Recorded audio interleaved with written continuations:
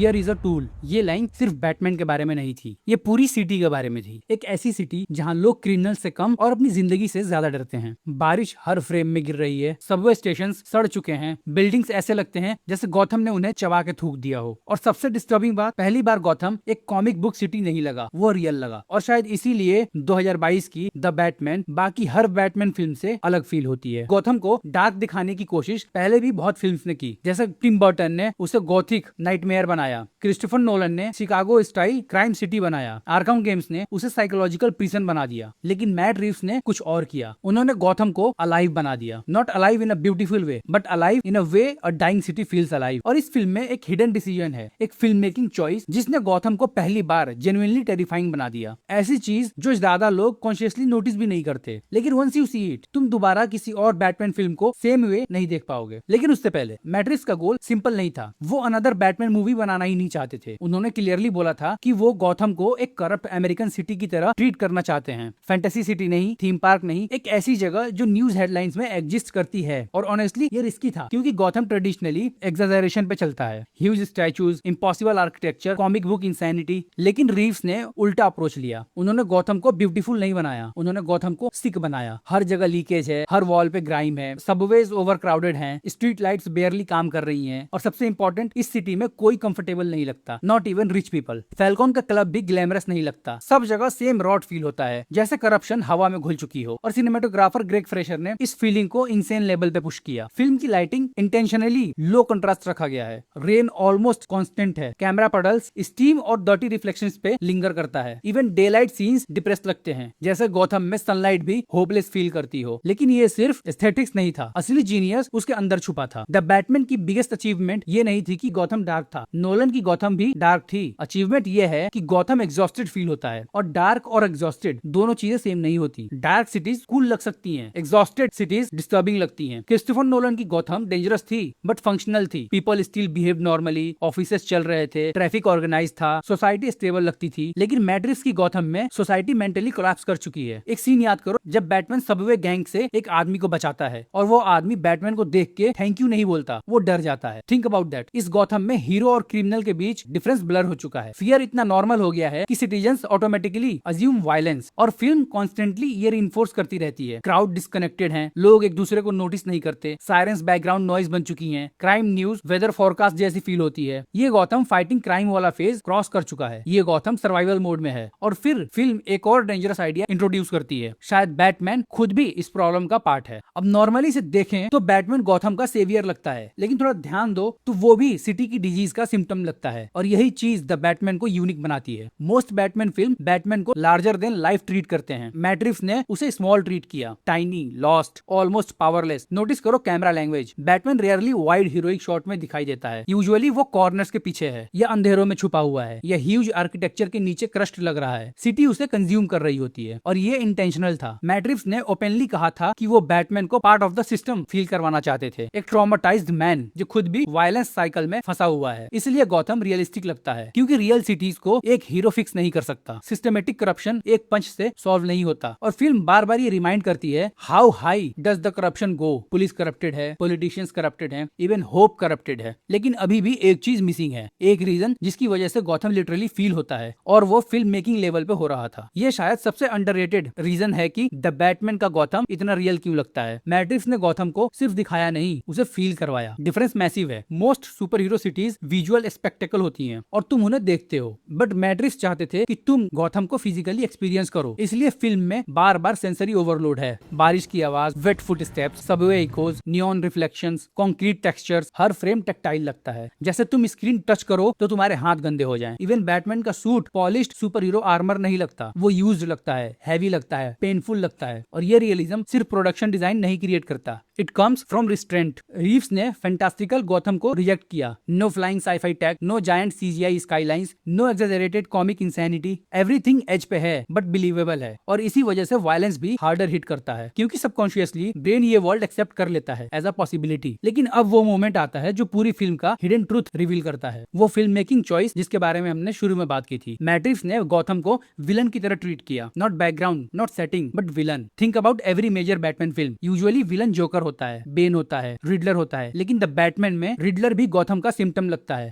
Batman भी symptom लगता है। सब लोग सेम इन्फेक्टेड सिटी के प्रोडक्ट्स हैं और इसीलिए क्लाइमेक्स जीनियस है। फाइनल फाइट रिडलर के साथ इमोशनली इंपॉर्टेंट नहीं है, फ्लड इंपॉर्टेंट है, सिटी इंपॉर्टेंट है, सिटीजन्स इंपॉर्टेंट हैं। बैटमैन पहली बार समझता है कि वेंजेंस इनफ नहीं है, फियर से गॉथम और ज्यादा सिक हो रहा है। इसलिए एंडिंग में वो डार्कनेस से बाहर आता है, फ्लेयर लेकर सिविलियंस को गाइड करता है, not as a predator but as a hope. और यही रीजन है कि द बैटमैन का गॉथम रियल फील होता है, क्योंकि रियल सिटीज मॉन्स्टर से डिस्ट्रॉय नहीं होती, दे डिके स्लोली, करप्शन से, फियर से, एग्जॉशन से, एपैथी से। और रीव्स ने उस डिके को सुपर हीरो स्पेक्टेकल नहीं बनाया, उन्होंने उसे ह्यूमन बना दिया। शायद इसीलिए द बैटमैन इतना डीपली कनेक्ट करता है, क्योंकि गॉथम फिक्शनल होके भी फेमिलियर लगता है। हम सब ने कभी न कभी ऐसी जगह फील की है जहाँ सिस्टम ब्रोकन लगता है, जहाँ लोग इमोशनली नम हो जाते हैं, जहाँ सर्वाइवल मोरालिटी से ज्यादा इंपॉर्टेंट फील होता है। और may be great super hero stories का पर्पस एस्केपिज्म नहीं होता, मे बी उनका पर्पस होता है हमें वो डार्कनेस दिखाना जिसे हम ऑलरेडी इग्नोर कर रहे होते हैं। और 2022 की द बैटमैन ने वो डार्कनेस रेन और शेडोज के पीछे हाइड नहीं किया, उसने डायरेक्टली हमारे सामने खड़ा कर दिया। अगर वीडियो पसंद आई हो तो प्लीज इस वीडियो को लाइक करो और कमेंट में बताओ तुम्हारे हिसाब से सबसे रियलिस्टिक गॉथम कौन सी फिल्म ने क्रिएट किया था। और अगर तुम्हें लगता है कि सिनेमा सिर्फ एंटरटेनमेंट नहीं बल्कि सोसाइटी का मिरर भी हो सकता है तो प्लीज इस चैनल को सब्सक्राइब करो।